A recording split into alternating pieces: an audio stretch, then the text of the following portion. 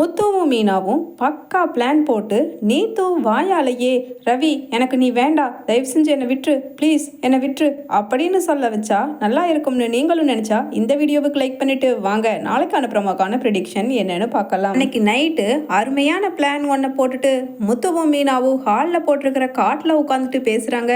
மீனா சொல்றாங்க முத்துக்கிட்ட, என்னங்க எனக்கு இந்த பிளான் கண்டிப்பாக ஒர்க் அவுட் ஆகுன்னு தோணுதுங்க. ஏன்னா ஸ்ருதியும் நாம் சொன்னால் கேட்க மாட்டேங்கிறாங்க. நீங்கள் வந்து ரவி கூட ஒன்றா சேர்ந்து வாழ்கிறது தான் அந்த நீத்துக்கு நீங்கள் கொடுக்குற பனிஷ்மெண்ட்டாக இருக்கும். அவளை வயிறறிய வைக்கிற அளவுக்கு நீங்கள் ஒன்றா சேர்ந்து வாழணும் அப்படின்னு சொல்லி நானும் அறிவுரை சொன்னால் கேட்கவே மாட்டேங்கிறாங்க ஸ்ருதி. அதனால் அந்த நீத்துவை நம்ம அவள் வழியிலேயே போய் கரெக்டாக ஆஃப் பண்ணாதாங்க அவள் சொன்னபடி கேட்பா அப்படின்னு சொல்லிட்டு சொல்கிறாங்க மீனாவும். உடனே முத்துவும், பாவம் மீனா பழக்குறல், அதுக்கும் மன கஷ்டம் இருக்குது தானே.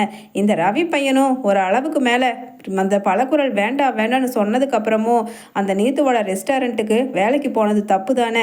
சரி சரி அதெல்லாம் பேச வேண்டாம். நாளைக்கு காலையில் நம்ம கரெக்டாக போட்ட பிளானை எக்ஸிக்யூட் பண்ணி பழக்குறலை நாளைக்கு இந்நேரம் இந்த வீட்டுக்கு வர வச்சு ரவியும் பழக்குறலும் சந்தோஷமாக வாழ தொடங்கி இருக்கணும். என்ன மீனா அப்படின்னு சொல்ல, உடனே மீனாவும் ஆமாங்க கண்டிப்பாக அது நடக்குங்க, படுங்க இப்போ அப்படின்னு சொல்லிட்டு ரெண்டு பேருமே படுத்துக்கிறாங்க.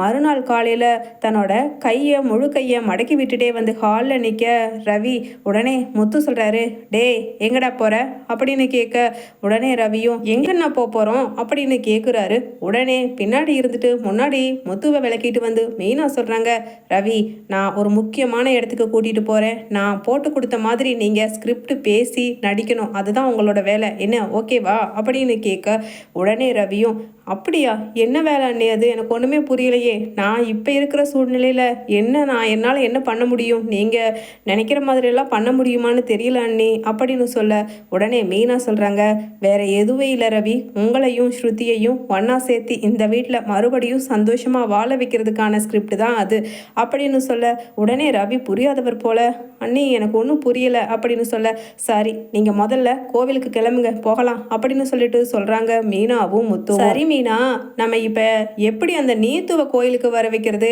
அப்படின்னு சொல்ல, உடனே மீனா சொல்கிறாங்க, என்னங்க எனக்கு அதுக்கு வழி தெரியாமல் இருக்குமா, இத்தனை யோசிச்சவளுக்கு இருங்க, அதுக்கு முன்னாடி நம்ம ஸ்ருதி இங்கே கோயிலுக்கு வந்துடட்டும் அப்படின்னு ஸ்ருதிக்கு ஃபோன் பண்ண, உடனே ஸ்ருதியும் என்ன மீனா நான் தான் நேற்று உங்ககிட்ட கிளியராக சொல்லிட்டேன்ல, அந்த நீத்து வந்துட்டு என்கிட்ட மன்னிப்பு கேட்கணும், அப்புறம் சோசியல் மீடியாவில் நான் வச்ச ஸ்டேட்டஸ் தப்புதான்னு சொல்லி மன்னிப்பு கேட்டு ஸ்டேட்டஸ் வச்சு அவங்க அசிங்கப்படணும், அதுக்கப்புறம் தான் நான் ரவி கூடவே பேசுவேன், ரவி முகத்திலேயே முழிப்பேன்னு சொன்னேன்ல, இப்போ என்னை எதுக்காக கோவிலுக்கு வர சொல்கிறீங்க, அதுவும் ரவி இருக்கிற பக்கம் அப்படின்னு சொல்லிட்டு கேட்குறாங்க பலகுரல்.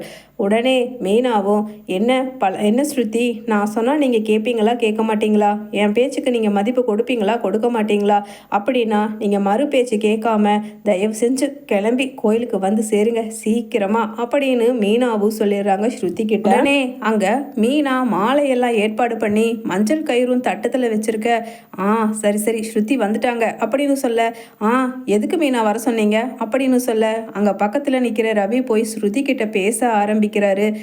ஸ்ருதி ப்ளீஸ் ஐ எம் சாரி ஸ்ருதி அப்படின்னு சொல்ல, உடனே ஸ்டாப் இட் ரவி, நான் உன்னை பார்க்கறதுக்காகவோ உன்கிட்ட பேசுறதுக்காகவோ வரல, உன்னை பார்த்தாவே எனக்கு இரிட்டேட் ஆகுது, நீ எதுக்கு என்கிட்டலாம் வந்து பேசிக்கிட்டு இருக்க, போய் அந்த நீத்துவையே கொஞ்சி கொலாவி அவளுக்கு இன்னும் ஏதாவது பிஸ்னஸில் ஹெல்ப் பண்ணணும்னா பண்ண வேண்டியது தானே, நான் இப்போ இங்கே வந்திருக்கிறதே முத்துவுக்கும் மீனாவுக்கும் வேண்டி மட்டும்தான் அப்படின்னு சொல்கிறாங்க ஸ்ருதி.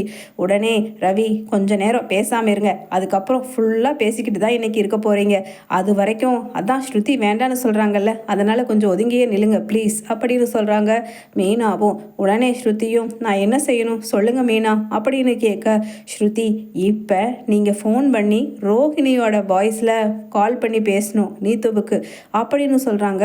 உடனே அங்கே ஸ்ருதியும் என்ன சொல்கிறீங்க மீனா, நீத்துவுக்கு ரோஹிணி வாய்ஸ்லையா, ஆமாங்க ஆமாம், எனக்கு ஏற்கனவே நிறைய டவுட் இருந்துச்சு, ரோஹிணியும் நீத்துவும் ஏற்கனவே ரெண்டு பேரும் சொல்லி கொடுத்து தான், அதாவது எப்போவுமே தப்பானவங்க கூட தானே சேருவாங்க, பிளான் போட்டு தான், அதாவது ரோஹிணி போட்ட பிளானில் தான் உங்களையும் ரவியையும் பிரிக்கிறதுக்காக நீத்து இப்படி பண்ணிக்கிட்டு இருக்காளோன்னு டவுட் இருக்குது, டவுட் இல்லை ஏகதேசம் அது 99% கன்ஃபார்மே பண்ணிட்டேன், அதனால தான் நான் சொல்கிறேன் அதை பற்றி நான் அப்புறம் சொல்கிறேன், எப்படி நான் அதை கன்ஃபார்ம் பண்ணேன்னு. இப்போ ஃபோன் பண்ணி நான் இந்த கோவிலில் இருக்கேன், தயவு செஞ்சு இங்கே வான்னு சொல்லுங்கள் அப்படின்னு சொல்ல உடனே பலகுரலோ, அப்படியா, அது ஒன்றும் பிரச்சனை இல்லை, நான் ரோஹிணி வாய்ஸில் ஈஸியாக பேசிடுவேன் அப்படின்னு நீத்துவுக்கு அன்னோன் நம்பர்லேருந்து கால் பண்ணுறாங்க. அதே சமயம் ஆப்போசிட் சைடில் நீத்து யார் இது, அன்னோன் நம்பராக இருக்குது அப்படின்னு ஃபோனை அட்டன் பண்ணி பேச உடனே இங்கே ஸ்ருதி ரோஹிணி வாய்ஸில், நீத்து நான் தான் ரோஹிணி பேசுகிறேன் அப்படின்னு சொல்ல உடனே ரோஹிணி சொல்லுங்கள் இப்போ வரைக்கும் நீங்கள் போட்ட மாதிரி தான் பிளான் போயிட்டுருக்கு. இப்போ வரைக்கும் அந்த ஸ்ருதி அவள் புருஷன் ரவி கிட்ட கோச்சிக்கிட்டு தான் போயிட்டுருக்கா. அந்த முத்துவும் மீனாவை கூட என்கிட்ட இன்னைக்கு காலையில் வந்து பேசி பார்த்தாங்க ரவியை விட சொல்லி அப்படின்னு சொல்லிட்டு பலமாக சிரிச்சுக்கிட்டு, நான் விட முடியாது, அவனை தான் லவ் பண்ணுவேன், கடைசி வரைக்கும் அவன் கூட தான் நான் நினச்சிட்டு வாழ்வேன் அப்படின்னு சொல்லி அவங்கள திருப்பி அனுப்பிச்சிட்ட ரோஹிணி அப்படின்னு சொல்கிறாங்க நீத்துவும். உடனே கடுப்பாகிற ஸ்ருதி அப்படின்னு நினச்சிக்கிட்டு, சரி உங்களை இமீடியட்டாக நான் இந்த கோவிலில் பார்க்கணும், ஒரு முக்கியமான விஷயம் சொல்லணும், வர்றீங்களா அப்படின்னு சொல்ல உடனே அங்கே நீத்துவும் வந்துடுறாங்க. சரி, ரோஹிணி எதுக்கோ வர்றாங்க, அவங்க வந்தால் நிச்சயமாக நமக்கு பிஸ்னஸ்க்கு ஏதாவது ஐடியா கொடுத்து ஹெல்ப் பண்ணுறதுக்காகத்தான் இருக்கும். அந்த ஸ்ருதியோட பிஸ்னஸை முதல்ல ஒழிச்சு கட்டினா தானே நம்ம டெவலப் ஆக முடியும். அதுக்கு ரோஹிணி கூட நம்ம போட்டிருக்கிற பிளான் கடைசி வரைக்கும் தொடரணும் அப்படின்னு அங்கே ரோஹிணியை பார்க்கறதுக்காக கோவிலுக்கு வர்றாங்க. நீத்து உடனே இங்கே முத்துவும் மீனாவும் பலகுரலும் எல்லாருமே ஒளிஞ்சுக்க ரவி கோவிலை சுற்றி வர்ற மாதிரி வந்துக்கிட்டு இருக்காரு. அப்போ திடீர்னு நீத்து நிற்க, என்ன நீத்து இங்கே வந்திருக்க அப்படின்னு கேட்குறாரு. உடனே ரவி நீங்கள் இங்கே அப்படின்னு கேட்குறாங்க. எங்கே ரோஹிணியும் இங்கே இருந்து கடைசியில் நாமளும் ரோஹிணியும் பிளான் போட்டு தான் இவங்களை பிரிக்கிறோங்கிற உண்மை ரவிக்கு தெரிஞ்சுட்டு போகுது அப்படிங்கிற மாதிரி பயந்துக்கிட்டே நீத்து. உடனே ரவி சொல்கிறாரு, அதுவா, நான் தான் உன்னை இங்கே வர சொல்லி அன்னிக்கிட்ட சொன்னேன், ரோஹிணி அன்னிக்கிட்ட அப்படின்னு சொல்கிறாங்க சிரிச்சுக்கிட்டே. உடனே என்ன சொல்கிற, எனக்கு ஒன்றுமே புரியலையே, ரோஹிணி அண்ணியா, யார் அவங்க இதுக்காக இங்கே என்ன வர சொல்லணும், நீ தப்பாக புரிஞ்சிருக்கிற அப்படின்னு சொல்லிட்டு பொய் சொல்லி சமாளிக்க பார்க்குறாங்க நீத்து.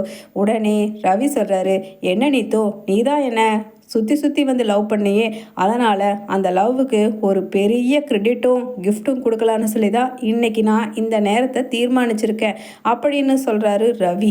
உடனே நீத்துவோ, எனக்கு ஒன்றும் புரியலை ரவி, என்ன அப்படின்னு சொல்ல, நீ சொல்லு, உண்மையை சொல்லு, இப்போவும் நீ என்னை லவ் பண்ணிட்டு தான் இருக்க, பரவாயில்லை, அந்த ஸ்ருதி அவள் ஒரு மென்டல் டார்ச்சர் பிடிச்சவ, என்ன அவள் தனியாக பிஸ்னஸ் ஆரம்பித்து உன்கிட்ட இருந்து பிரிக்கணும்னு நினச்சால, அப்போவே எனக்கு அவள் மேலே இருந்த லவ் எல்லாமே போயிடுச்சு, இப்போ என் மனசுலேயும் நீ தான் இருக்க நீத்து அப்படின்னு சொல்ல அப்படியே பயந்துடுறாங்க நீத்து.